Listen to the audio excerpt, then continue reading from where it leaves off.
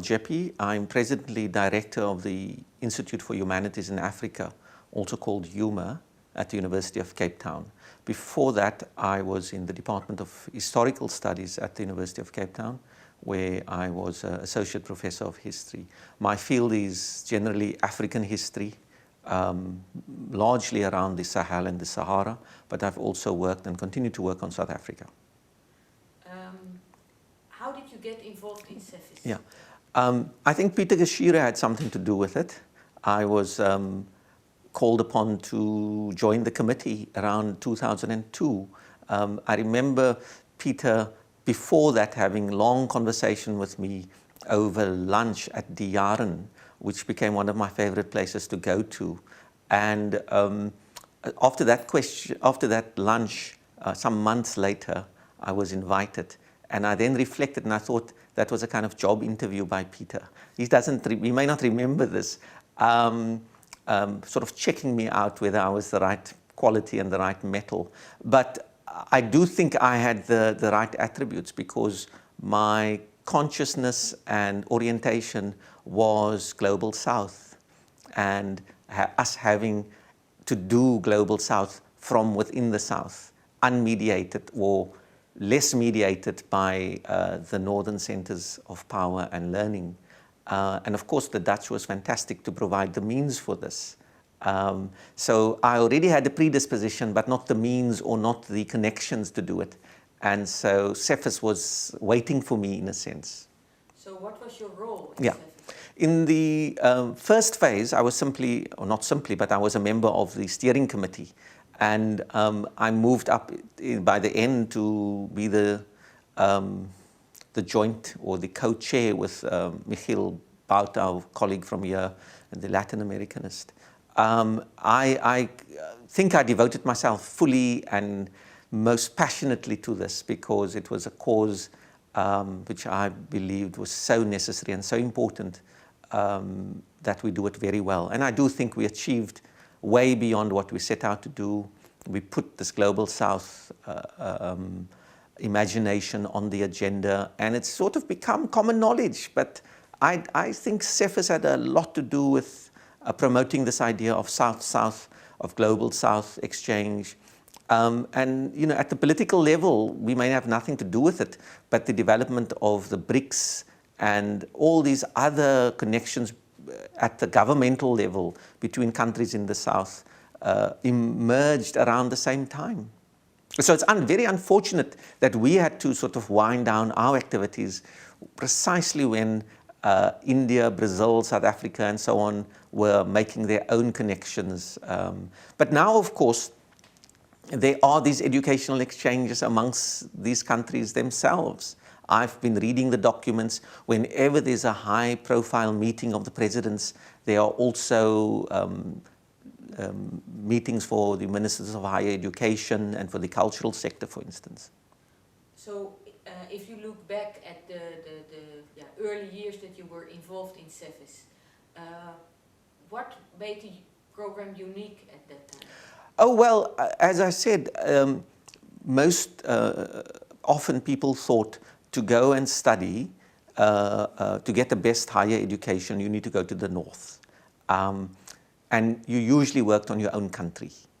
And you would meet other people from other parts of the South in London or Paris or New York. What was unique, we said that you can get a quality education in the South, and that we can emphasize comparative education and comparative approaches in the South. And so that people need not go through those centers, and that people can meet each other in the South and learn about each other's countries and historical trajectories in those countries. So I remember we took Partho Chatterjee to the Andes, or we took this Indonesian journalist as well. And so we did some crazy things which wouldn't have been thought of possible. Why do you take somebody from Southeast Asia to the Andes? Why do you take people from Jamaica to Central Asia? So logistically, we just thought let's do it. It may be costly, it may be a headache, but unless we break the stereotype that people must remain within their area studies units created elsewhere, we're not going to break out of it. So one of the things I remember is that so many of our events, we always had no shows because people didn't get the visa to pass through London, for instance, or there was nastiness. They had never seen a black person in a certain place. And so it was a costly project in that regard, but we had to do this and to show that this kind of mobility is possible, and these networks can be built. Can you say something about the impact that that type of South-South exchange has had?